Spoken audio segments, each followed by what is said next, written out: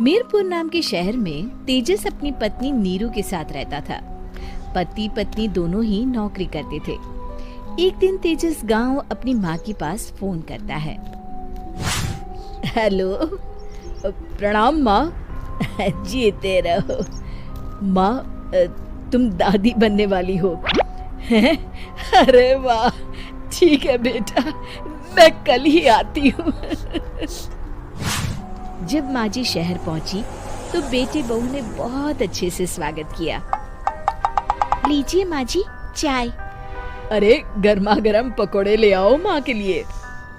नीरू रसोई में गई और 2 मिनट में ही पकोड़े ले आई। जी ये लीजिए। बहू जादू से बनाए हैं क्या? अभी तो रसोई में गई थी। यम्मी।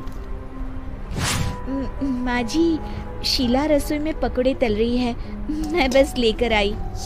हे भगवान, मेरा धर्म भ्रष्ट कर दिया तूने। अब तो गंगा जल से शुद्धिकरण करना होगा। दूसरे दिन, माँ जी मैंने नाश्ता बना दिया है, ऑफिस जा रही हूँ। पर अभी तो घर का सारा काम पड़ा है। शीला आती ही होगी, झाड़ू पोछा बर्तन कपड़े वो सब कर लेगी। हमारे जमाने में घर का सारा काम हम ही करते थे। जी माँ जी, आप बहुत होशियार हैं, मैं घर ऑफिस दोनों नहीं संभाल पाती। तो जरूरत क्या है घर से बाहर जाकर चाकरी करने की? वैसे भी घर का काम खुद करने से घर में बरकत आती है, समझी? पर माँ जी। पर वर कुछ नहीं, इस महीने की पगार मिले फिर ऑफिस बंद है। हाँ।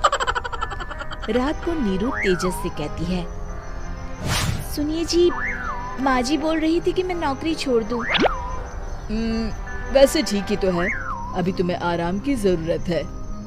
फिर भी आराम कहाँ, शीला को छुड़ाने के लिए बोल रही थी।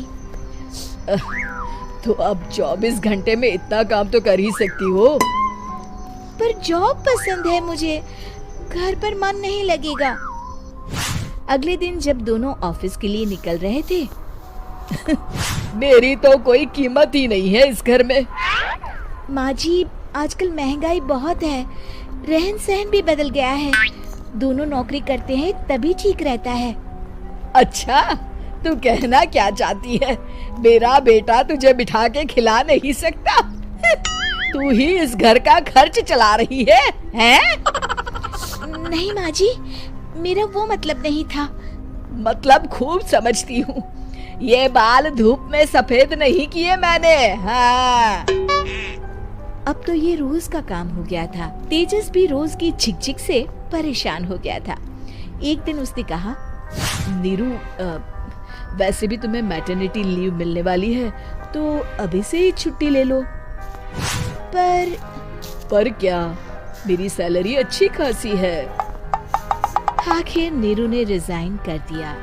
जब बच्चा हुआ तो घर में सब बहुत खुश हुए। कुछ दिनों बाद तेजस फाइल देख रहा था। क्या हुआ तेजस, कुछ परेशान लग रहे हो? हाँ, वो हमारी जितनी सेविंग्स थी वो तो हॉस्पिटल में और छठी के फंक्शन में खत्म हो गई है नीरू।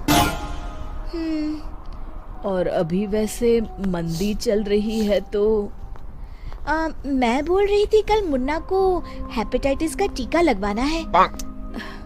नीरू, क्या पोस्टपोन नहीं कर सकते? नहीं जी, बिल्कुल नहीं। अब तेजस को समझ में आ रहा था कि उससे गलती हुई है। पैसों की कमी का असर घर के माहौल पर भी पड़ रहा था। अगले दिन, बेटा मेरा चश्मा और ये दवाइयाँ ले आना, पर्चा देते हुए माँ जी ने कहा। जी। तेजस, मुन्ना के लिए दूध का डिब्बा और डायपर भी ले आना, और ये किराने के सामान की लिस्ट है, इसे भी लाना है। तेजस गुस्से में लिस्ट मरोड़कर फेंकता है और चिल्लाता है, पैसे क्या पेड़ पर उगते हैं? ये ले आना, वो ले आना। अरे पर ये जरूरत का सामान ही है। वो गुस्से में बिना कुछ कहे ऑफिस चला गया। अरे लंच तो ले जाइए। नीरू दौड़कर डिब्बा पकड़ाती है एक दिन खाना खाने के बाद, नीरू, अब तो मुन्ना कुछ बड़ा हो गया, तो अब तुम वापस ज्वाइन कर लो ना जॉब। पर इस रिसेशन में जॉब मिलना बहुत मुश्किल है। ट्राई तो करो। फिर मुन्ना, माँ जी है ना, और एक फुल टाइम मेड भी लगा लेंगे। पर माँ जी, उन्हें तो पसंद नहीं। तभी माँ जी वहाँ आ जाती है और प्यार से नीरू के सर पर हाथ फेरते हुए बोलती है, अब मेरी समझ में आ गया बहू, पहले के और अब के समय में अंतर है। तुम काम शुरू करो, मुन्ना की जिम्मेदारी मेरी। मेरी प्यारी माँ जी, ये कहकर नीरू उनके गले लग गई। शिक्षा, परिवर्तन संसार का नियम है, हमें भी समय के साथ चलना चाहिए। उम्मीद है कि आपको हमारी ये कहानी पसंद आई होगी। कृपया हमारे चैनल को सब्सक्राइब करें और सभी अपडेट्स के लिए बेल आइकन जरूर क्लिक करें। और हाँ, वीडियो लाइक और शेयर करना मत भूलिएगा। बाय।